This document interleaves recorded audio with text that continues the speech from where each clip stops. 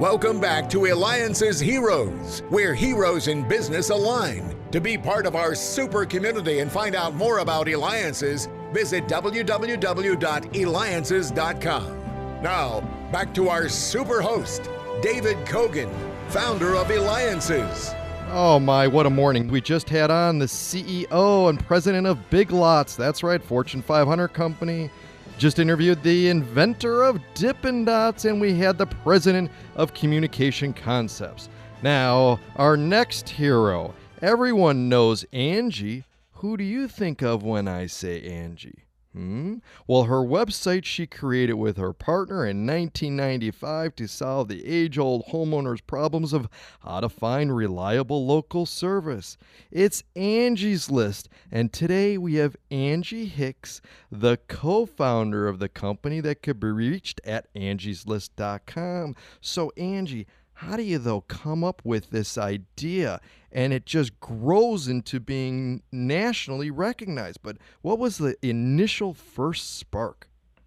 Sure. So my co-founder was trying to rehab a house in Columbus, Ohio, and was having trouble. He actually had a bad experience with a heating and cooling company. And, we just really thought there should be a better way for consumers to find good local services. And there was actually a little company that started in the early 70s in Indianapolis, Indiana, where we were from, that we were familiar with. And we started looking around, and it was like, there's nothing like Unified Neighbors anywhere in the country. So we set out to start our own. Now, Angie, your platform is used now, fast forward, more than 3 million paid households, but you started it from scratch, right? Right. And how did you start that from scratch? Well, we had the idea of what we wanted to do, but we also had a chicken and egg problem. So, all of the information, the content was generated by the users, by the consumers. And if we roll back to 1995, this was pre-internet days. So we were doing reviews before the internet. So we were a call-in service and a magazine. So, I spent the first probably 6 months of the business actually going door to door, selling memberships and getting lists of contractors from those new members. And I remember one of our very first members, Patty Bowman, joined, and she gave me both her list of contractors she's used her entire life, as well as her holiday card list, and said, you must call these people, and you tell them Patty said to call. Now, it's scary, though, going to door. And, I mean, you have this thing, you don't know if people are going to sign up. So tell me now the feeling. So now Patty says, yes, I'm ready to sign up. I mean, you must have just been jumping out of your skin. I was. You have to know, I'm generally a quiet, shy person. So going door to door was the farthest thing from my wish list of things to do you could imagine. But we didn't have much money to start the business and didn't have a marketing budget, so that was what we tackled. So I fondly look back at that time more as a character building experience than a sales experience. Now, how come I feel like I know you so well? Well, I think possibly is these commercials I see all the time.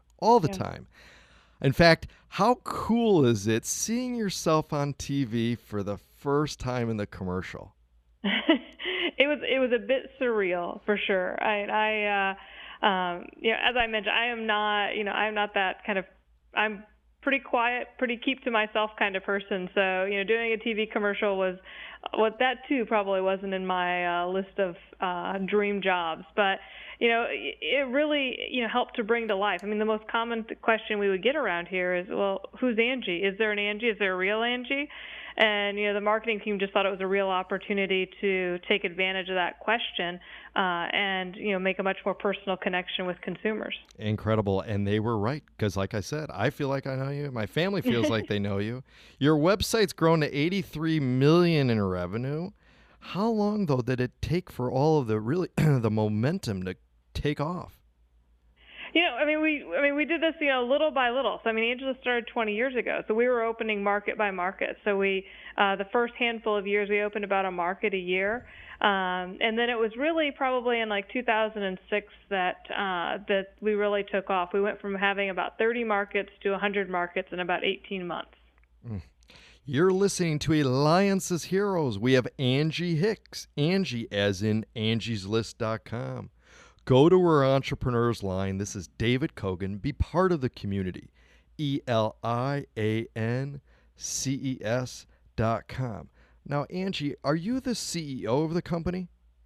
I'm the Chief Marketing Officer. So as a founding entrepreneur, what would be the best advice, though, that you can give to other entrepreneurs that perhaps are thinking about starting, building, running a company, and yet, and again, part of that magic is that what I'm looking for is that you were doing things that you were not so much particularly thinking you were going to do or comfortable, especially like going door to door.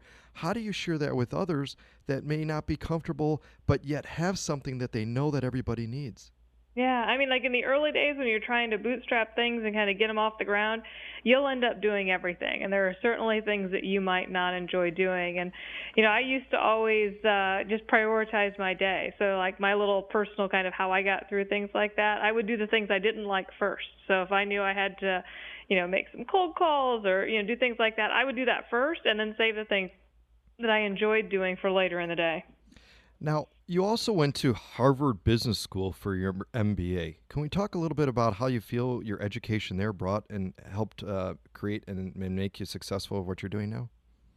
I think, I went to Harvard at like 3.5 years after I started the business. And for me, it was a great time to really, synthesize what I'd been exposed to. I started this business when I was 22. So I was managing people. We did an acquisition. I was being exposed to a lot of things that I really, I was just drinking out of the fire hose, right? I wasn't kind of really understanding everything we were going on. And it was a great time to step away and really understand and put things into perspective, as well as pick up some much needed skills.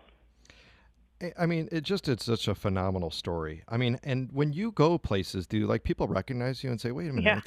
I think I know her, and I don't know how"? Yeah, they do. Oh.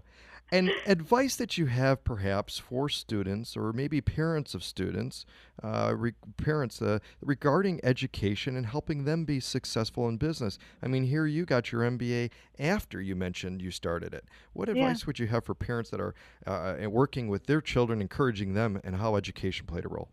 Yeah, I mean, I think, so I was the first person in my immediate family to go to college. My dad was a UPS driver. My mom was a bank teller.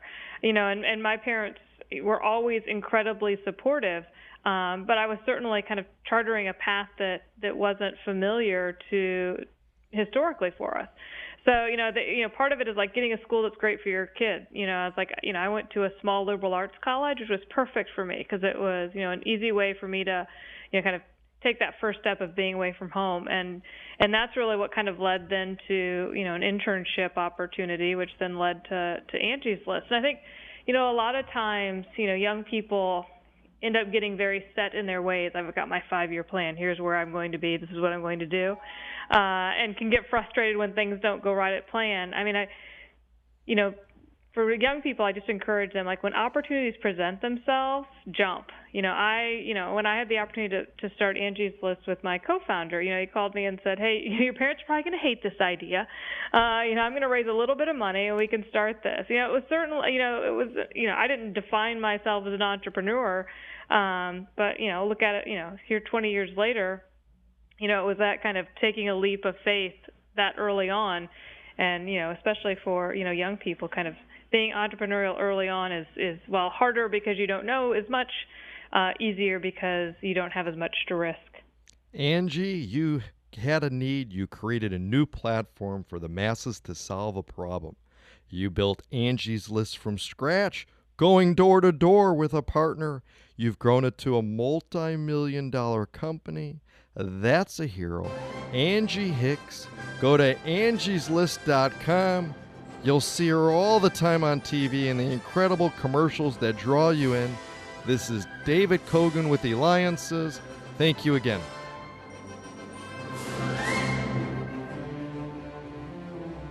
You have been listening to Eliances Heroes, where heroes in business align. Eliances is the destination for entrepreneurs, investors, CEOs, inventors, leaders, celebrities, and startups. To present your superpower, visit www.eliances.com. to unmask Eliances heroes' secret identities. Be sure to tune in every Thursday at 9 a.m. right here on Money Radio 1510 and 99.3 FM.